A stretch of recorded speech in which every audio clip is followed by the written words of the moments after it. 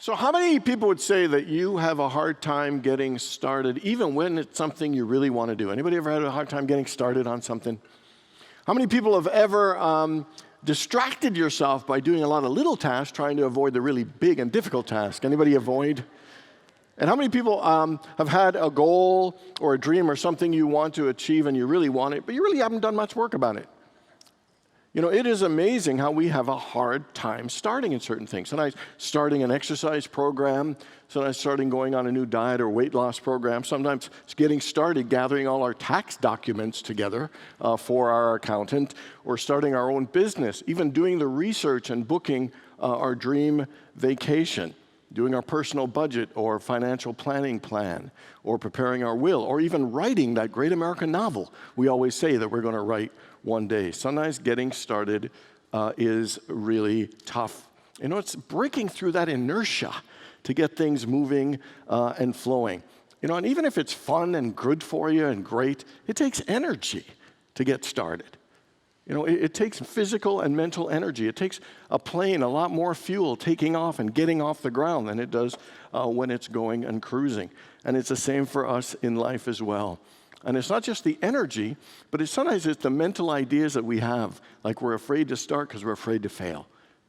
We think we don't have enough confidence or talent or money or education, or maybe that's too big. You know, maybe I won't be able to handle it. Maybe I'm afraid if things really change big. Another thing that holds us back from starting is sometimes perfectionism. Sometimes we only want to do it well, and if we can't do it well, we won't even try at all. You know, it's amazing how we have a difficult time getting started. Like something I'd like to start is I would like to start telling you better jokes on Sunday. Unfortunately, that's not today. The joke that I have is an oldie, I'm sure you've heard it, and it's not a goodie, but I'm still going to tell it to you. Here we go. So this woman was upset at her husband because he was constantly late for dinner and always taking her for granted. So she wanted to teach him a lesson. So she wrote him a note that said, "I have had enough. I have left you. Don't bother coming after me." And then she hid under the bed to observe his reaction. After a short while, he comes home. She hears him in the kitchen before entering the bedroom. She sees him walking over to the bureau, picking up the note and reading it. And then after a minute or so, he writes something on the note, and then he picks up the phone and makes a call. And he says, "She is finally gone, thank God.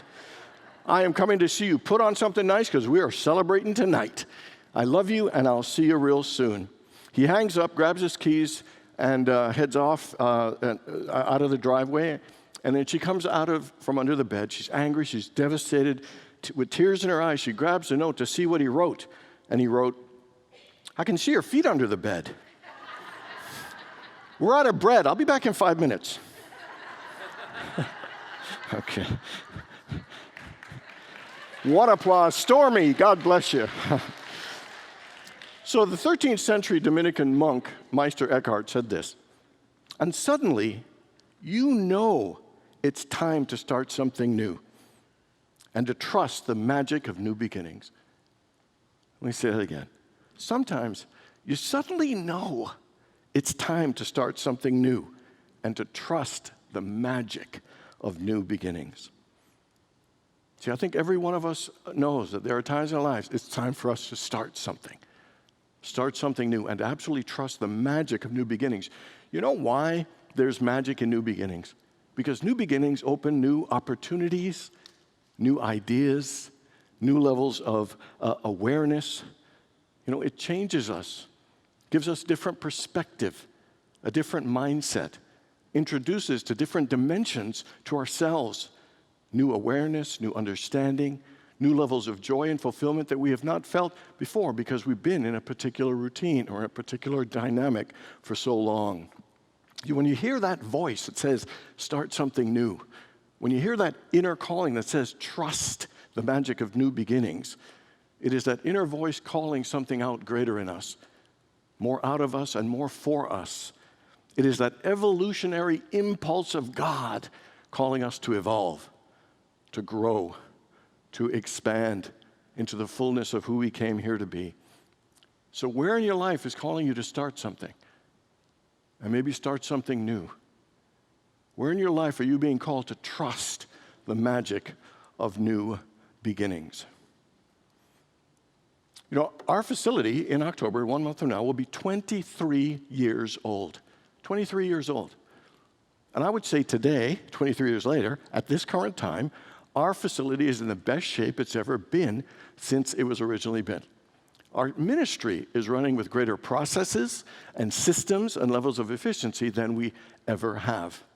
And I would say one of the key person for that is our Director of Operations, Robin Wilson, who's been with us for 6 years. She's done a tremendous job. So we met this week and realized that the work she came here to do has mastered it and completed it, and now it's time for a new adventure, new challenge, and new opportunities.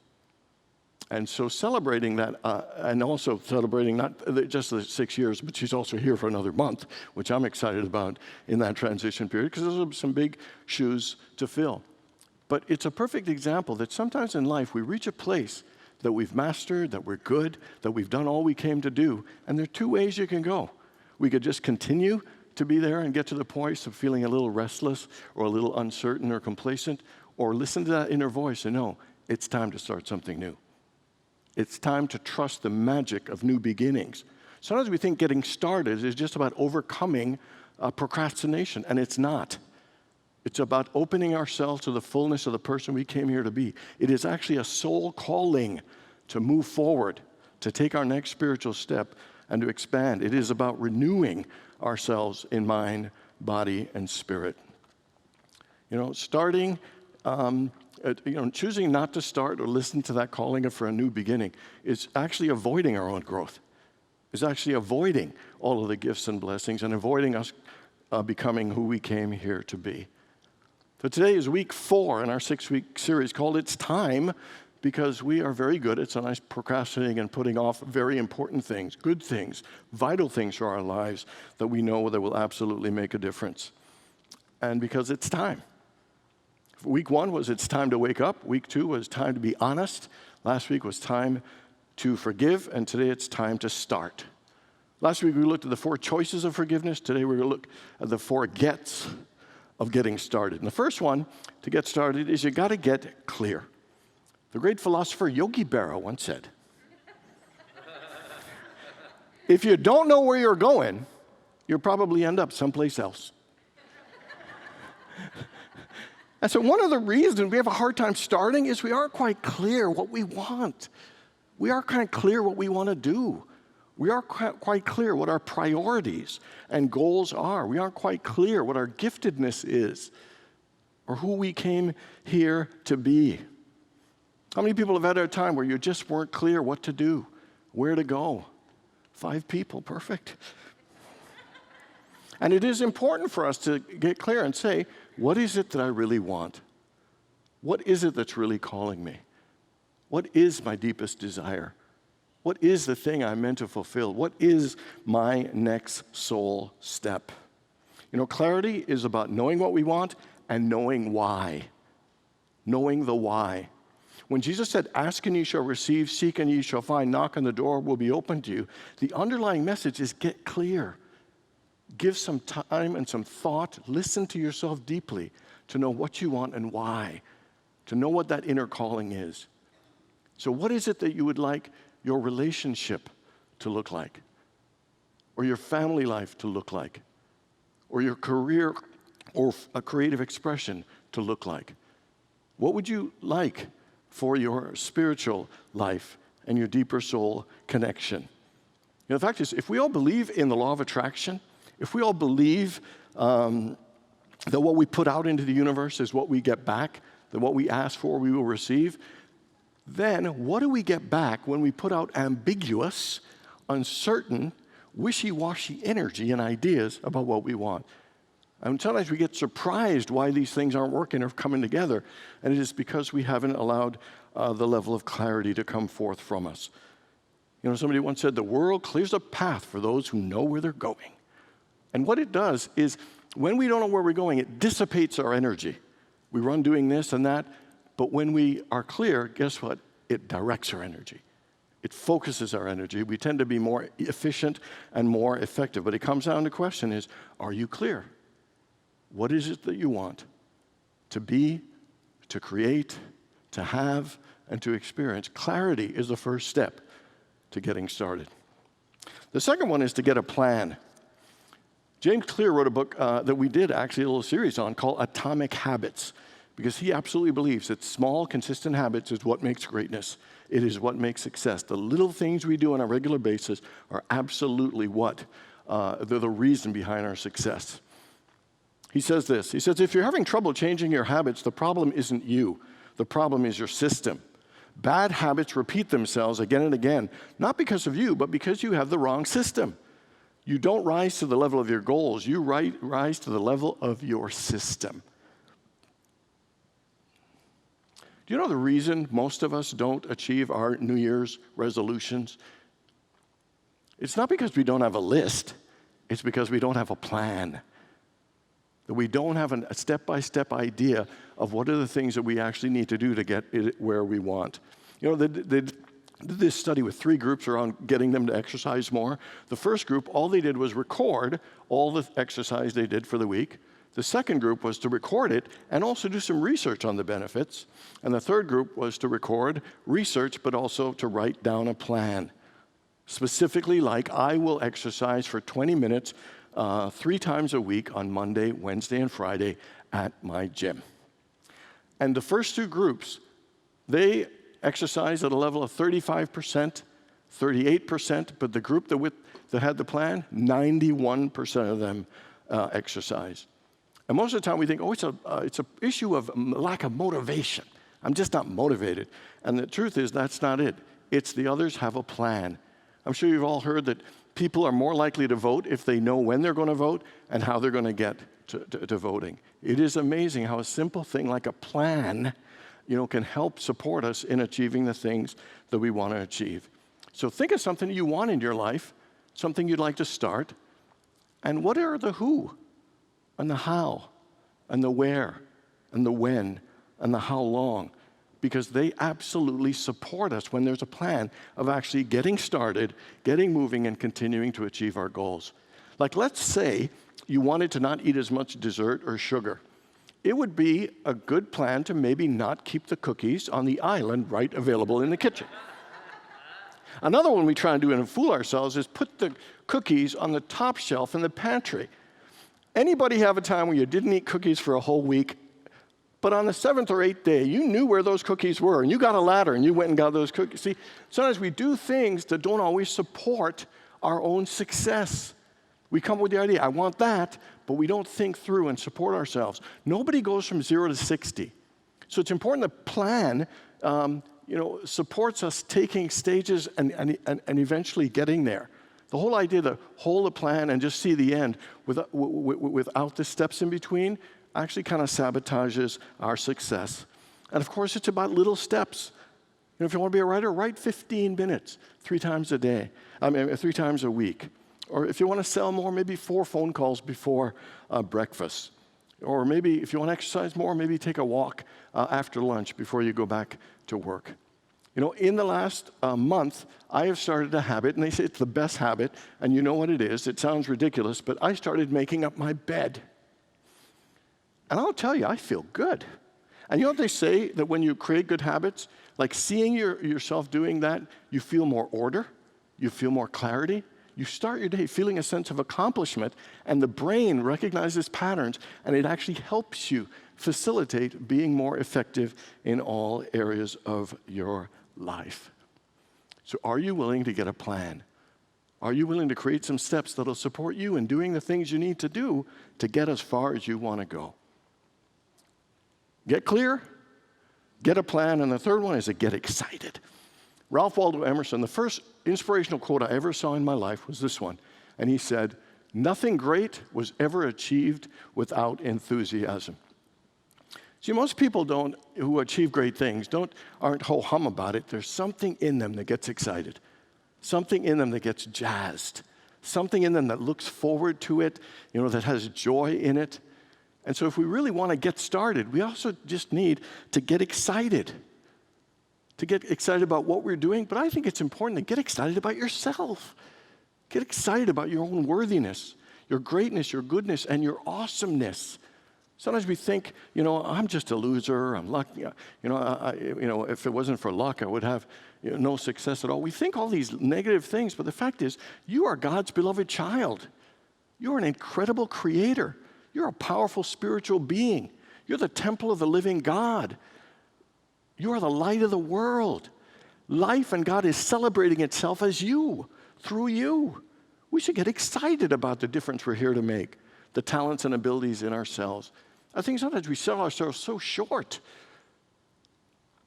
settling in so many ways, playing small in so many ways.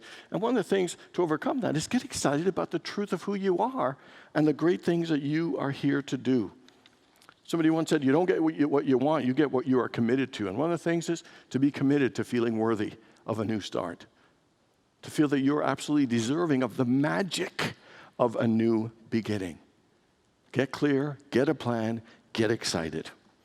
And the last one is to get her done. Because at some point, you can plan all you want, but it requires some action. You got to get moving. Peter Bregman wrote a book called Leading with Emotional Courage. And in it, he discovered what it is from inaction to action, from moving from the discomfort to the comfort, or moving from comfort to the discomfort. And he said he learned it when he was at a retreat in California, and it was a program where they had to be in the hot tub for a while and then go into this cold ice bath for a while. So first day he did 20 minutes in the hot, and then he went over and got into the ice bath, but it took him quite a long time to even have the courage to do it.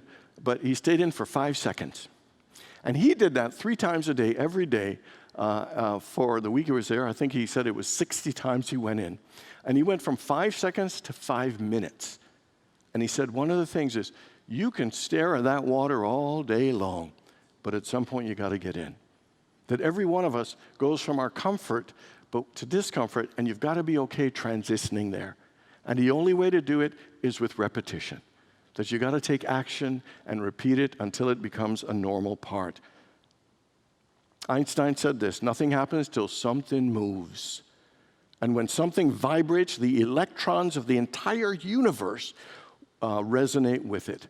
That taking that action, something begins to happen. Something begins to change. Some deeper thing begins to register within us. Action is vital and important. In the book of James, it says you will be blessed in your doing. That it does take action. And the fact is, if you look at it, in every area of life, to give forth life, to learn and to grow requires action. A baby chick would not be alive if it didn't take the action of pecking and breaking through that shell. A butterfly wouldn't be a butterfly unless it broke through the chrysalis. Seeds have to fight through the soil to grow. Grass sometimes goes through concrete. But the fact is, all of us need to do a certain bit of work, and we need to get it done. G.K. Chesterton says a famous quote, and it's, if anything is worth doing, it's worth doing badly. If anything is worth doing, it's worth doing. How many people would agree with that? How many people don't even understand that? Okay, great, because I was in the second category. So here's my 2 interpretations of it. The first one is, anything worth doing is worth doing badly, to me says that nobody gets it perfect the first time. It takes time, and if you have to do it badly before you can do it excellently, magnificently, or masterfully. Michael Jordan got cut from his high school basketball team. He was not the greatest basketball player at that time, but he was willing to do it badly so he could do it greater, do it better, and do it more masterfully. There's a thing called the 10,000-hour rule. It says it takes 10,000 hours of doing something to get to a genius level. And to me, that sounds intimidating, but I think it's a powerful thing because it's saying, if you set the intention and you put effort, over time, you will get better and more masterful at anything you do in life if you are willing to do the work and keep doing the work. Anything worth doing is worth doing badly means that start out badly, but you will get better if you hang in there. The second one is, I think, to do things and do things for fun. And even if you don't do it well, keep doing it if you're having fun with it. Life isn't just about extraordinary results. It's also about enjoying things. I don't play the harmonica well, but I have a good time playing it. the fact that music comes out of these lips, or something that at least resembles music, gives me joy. I'm never going to be a great harmonica player. If you like cooking and enjoy it, just because you're not a professional chef doesn't mean that you don't enjoy it. And singing and gardening, I could think lots of things that we're not really that good at, but they bring us joy. And sometimes you think if we're not going to be good at it, don't bother trying, but that doesn't make sense. That robs us of joy. To get started on things and keep doing things just for our own enjoyment, not necessarily to be masterful in it. It's an important thing to get her done for fun and also for excellence. Every one of us probably has a list that we say things like, one day I want to get around to it. One day when I have time, I'm going to write that book. I'm going to do all those things. And it's good to have those lists, but it's also important at some point to get started. The fact is, if you want to live a life you've never lived, you got to do some things you've never done. And that requires some action. It requires getting started. There is something in us that knows it's time to start something new and to trust the magic of new beginnings. And the way to do that is to get clear, get a plan, get excited, and get her done. Because if you want a better life, it's time. It's time to start. God bless you all.